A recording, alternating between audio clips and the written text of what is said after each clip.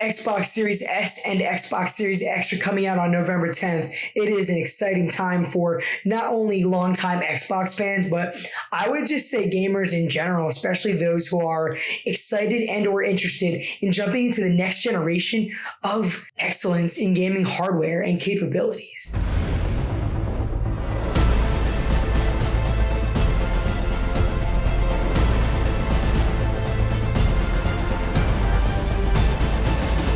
How you guys doing today? My name is Ryan. Hopefully you're well. Hopefully you guys are as excited as I am for the next generation of consoles. That's probably why you clicked this video. I am someone who's been playing on PlayStation longer. I had a PS3 and I jumped to PS4 naturally.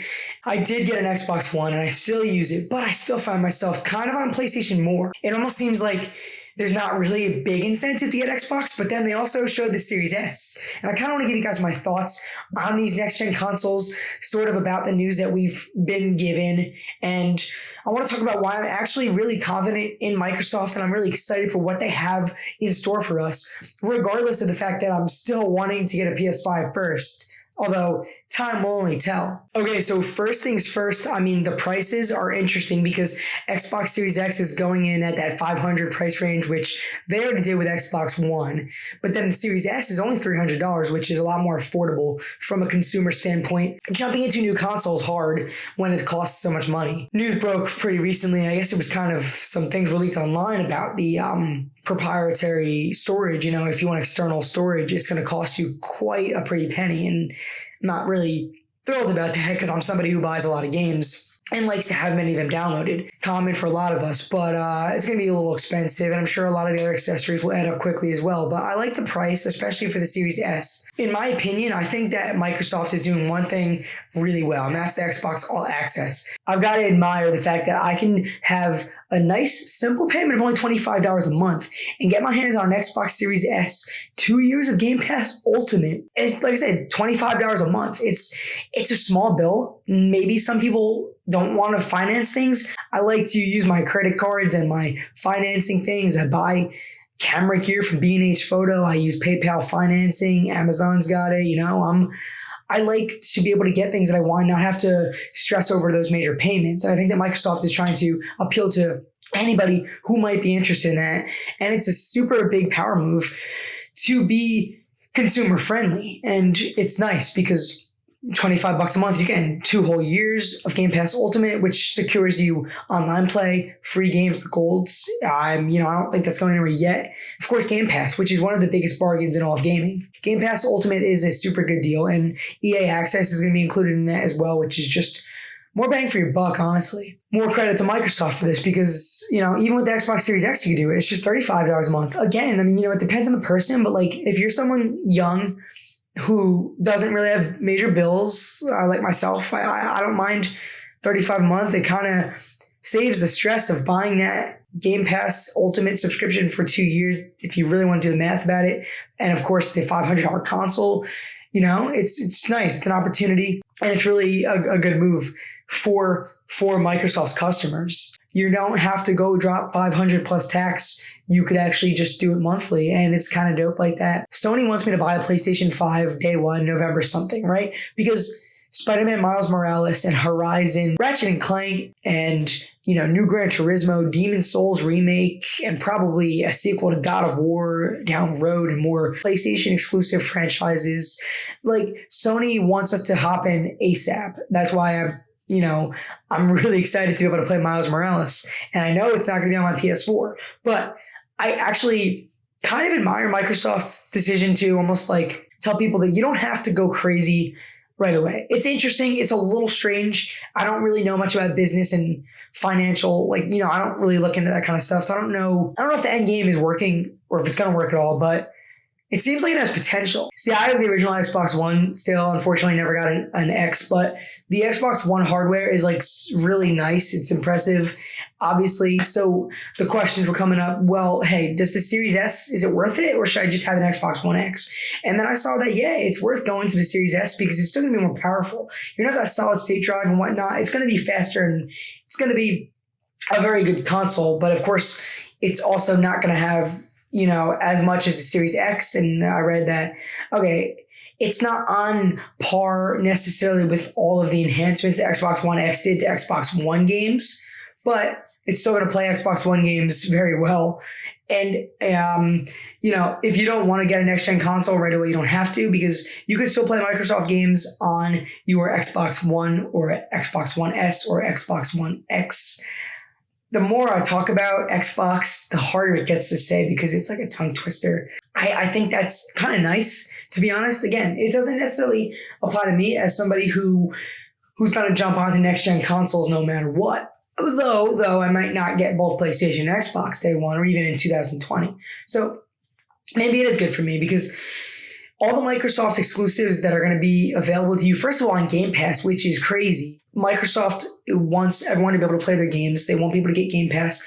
And it seems like strange that they're losing money when they do it, but I think they still make their value enough. And a gamer doesn't have to go out and purchase an Xbox Series S or X if they don't want to yet. They could wait and they could still have access to all these cool games. Third parties are still going to drop new games for the Xbox One for a little while, I mean, I don't know how long, but like you could play Far Cry 6 and Hitman 3 next year on your Xbox One. Of course, Assassin's Creed Valhalla, Cyberpunk 2077, Watch Dogs Legion, all these games, they're available on current gen hardware. And I don't think we're going to see a lot of third-party games truly next gen until probably later next year, I think. So it seems like Microsoft is not being as strange as I thought they were. I think they're being smart because they're giving gamers access to their games and to just gaming in general on pretty impressive hardware. Generally speaking, Microsoft has put a lot of effort into it, of course, and they're giving us access however we want it to. The ability to play on the cloud and play our Xbox games on a Chromebook or an iPhone or on a smart TV, I guess it's really cool. I mean, I'm not necessarily going to take advantage of that. I feel like my internet's never going to be that good, but it's play anywhere. You buy a game, and you can play it on your PC or Xbox. Xbox Game Pass is insanely good. Just so many games on there. And then the Series S and Series X have that ability where you can finance it. And that means that people can comfortably afford them. Honestly, I feel like it's not wrong to say that is a comfortable payment of $25 a month or even $35 a month.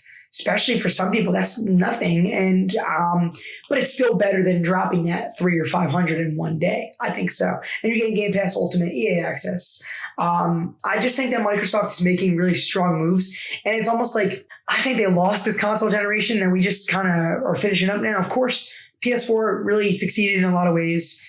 Switch is playing its own game, but man, Xbox is looking promising. And the last point that I kind of just want to touch base on is the fact that Microsoft did some studio acquisitions. They're also really trying to just get more exclusives and more effort in their first party, I think. And I know that, they're a little behind on that. I'm pretty underwhelmed when I look at the exclusives that are on Xbox One from 2013 to 2020. And then I look at my PS4 library and it's like, I'm sorry, but The Last of Us Part 2, Ghost of Tsushima, God of War, Spider-Man, those are like 4 of my favorite games ever. But I think that I think the Xbox Game Studios, I think that, they're working on some big things. I think there's power moves about to be happening this generation.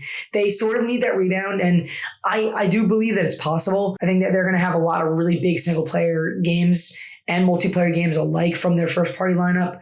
I think that they're going to be focusing on bringing new IP as well as continuing their existing franchises that are known and loved. Hopefully, I think that bringing back things like Fable is not going to just be an outlier. I think they know that they need to do that with other things. I mean, like go to Rare's library. That would be sick. I would love a new Perfect Dark. And I just think that it seems like Xbox exclusives are going to get better. I think that they know what they need to do. It seems like they're aware that, in the next few years, we're going to see some really big things hitting Xbox, and we're going to see Game Pass continue to be of incredible value. They want to play the game. They don't want to lose again. I mean, it's subjective. I don't necessarily think that I like PS4 better than Xbox One overall.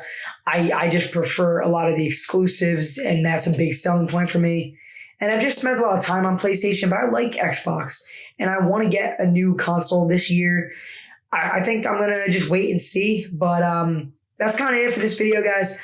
I just wanted to talk about Xbox because I thought that would be something a little different for this channel. I've gone on record to talk about my love for PlayStation a couple times, but I want to talk about Xbox because, last week after seeing that announcement of Series S and Series X with their release date, price points, financing options, Game Pass just being the amazing gift that keeps on giving, that it honestly is, there's a lot of good things going on in the world of Microsoft and Xbox, and I'm very interested to see what happens next gen. Not only at launch this fall, but realistically, we're not really going to be able to see the true weight of how Xbox is standing against PlayStation until, a few years down the road, but I feel like they're getting to be close. I don't really know that the console wars are going to be as intense, and that's a good thing.